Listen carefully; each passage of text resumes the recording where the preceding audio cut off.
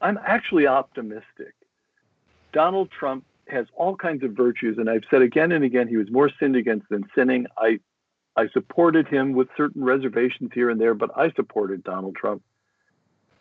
Still in all, if, as seems extremely likely, he leaves office as the defeated incumbent, the next generation of talent in the Republican Party is spectacular, in my opinion. There is Senator Ted Cruz. No one is more intelligent or better spoken. Ben Sasse. Nobody has a more Ben Sasse. I should mention. I say this as though you know exactly. Of course, you will, but perhaps some of our listeners won't. Ben Sasse, senator from Nebraska. Nobody more creative in the way he thinks about politics and economics.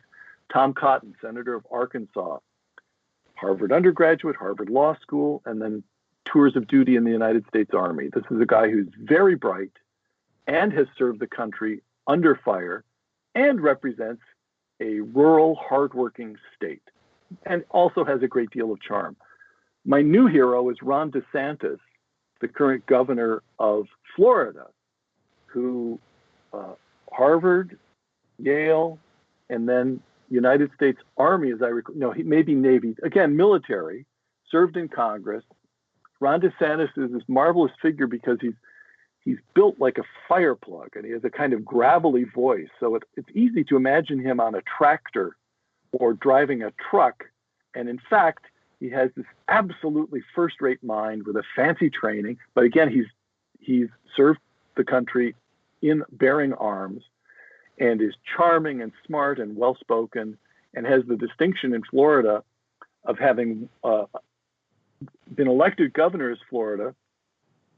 He said repeatedly that he believes his victory margin was delivered by African-American women because he was promising to reform education and he understood that African-Americans were stuck in bad schools, bad public schools. So there's talent. Nikki Haley, former governor of South Carolina, served in the Trump administration as ambassador to the United Nations. Oh, I'll tell you, John, I think this would interest you actually.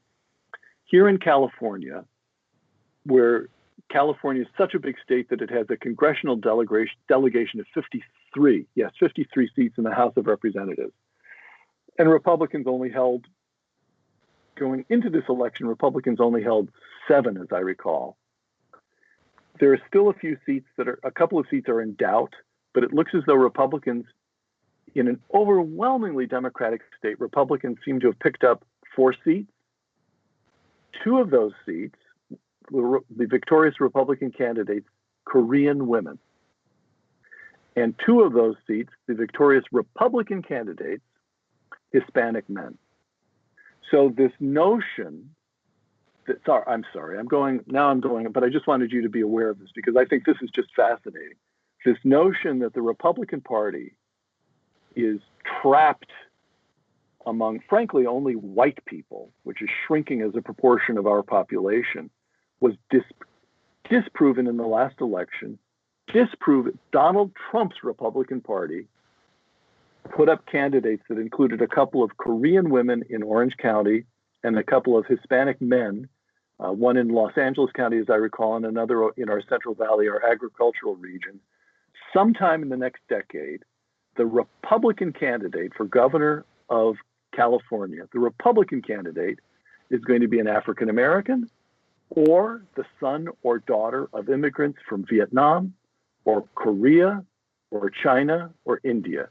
And it's going to change everything. I'm actually to me, that's almost the most important outcome of this election, that the ideas appeal to people, that the ideas have power among recent immigrants, the ideas of free markets and individual liberty and all of that.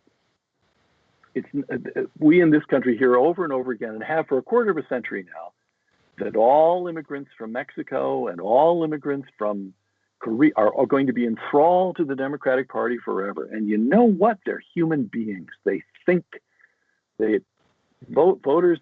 I think it'll be all right in the end. There are fights to be fought, but it'll be all right in the end. I can't help feeling. Even in California.